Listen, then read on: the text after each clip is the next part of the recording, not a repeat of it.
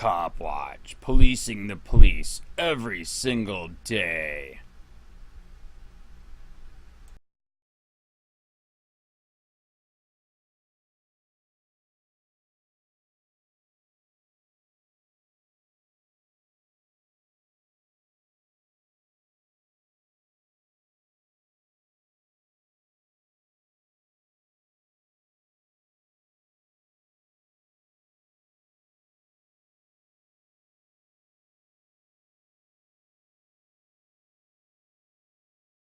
Horrific video catches cops dragging innocent woman by her handcuffs across concrete floor.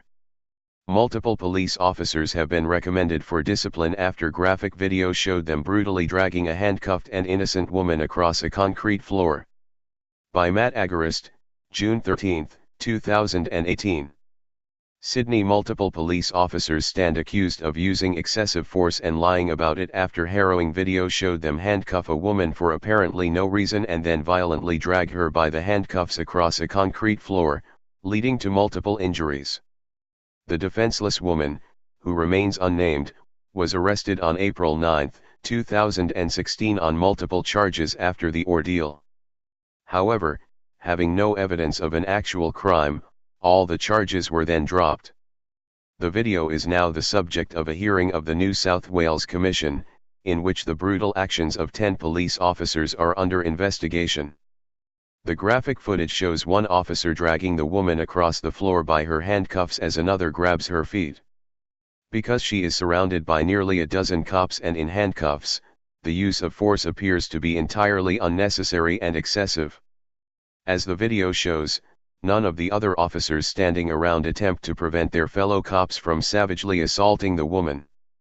According to ABC, the counsel assisting the commission, David Hinn, is now recommending that action be taken against some of the officers. He recommended that one of the officers should be found to have used excessive force whilst engaging in an inappropriate method of moving the woman. Officer 1 engaged in serious misconduct which could result in either serious disciplinary action, Mr. Hinn said, or referral to the Director of Public Prosecutions for advice with respect to a possible prosecution. To defend their actions, officers claimed the woman was a difficult prisoner and lashed out and assaulted officers in the moments leading up to her brutal treatment captured on video. However, none of this alleged assault was captured on video and officers were caught lying about it.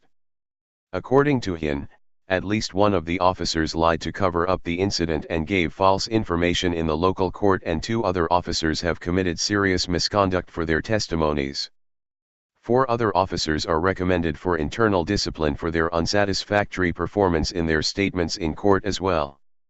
According to reports, the punishments for the officers will be announced at a later date. Below is the disturbing footage. As the Free Thought Project has reported, Australian police can be just as brutal as their American counterparts.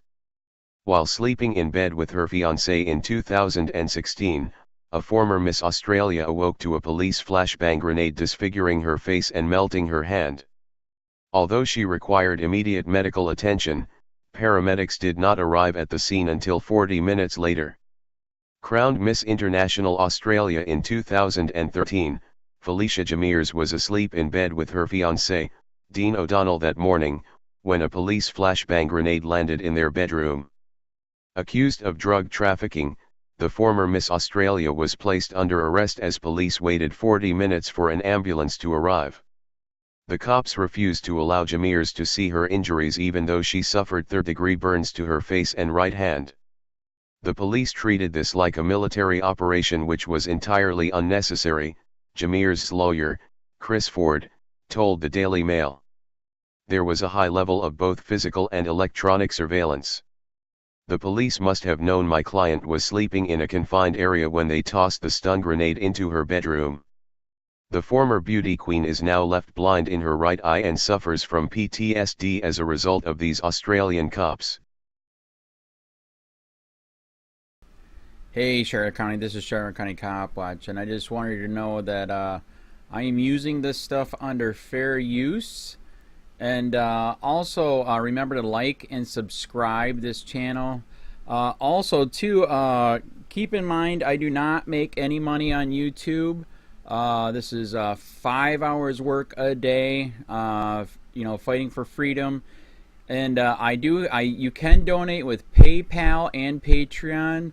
I just want you to think about this. If everybody gives to PayPal and Patreon, Patreon is every month. Actually, PayPal you can do every month. I have 12,000 subscribers. If everybody gives, I can quit my regular job and go full-time investigations on Charlotte County and possibly even more and beyond. So just keep that in mind. If everybody helps out, I can go full-time doing this. Thanks.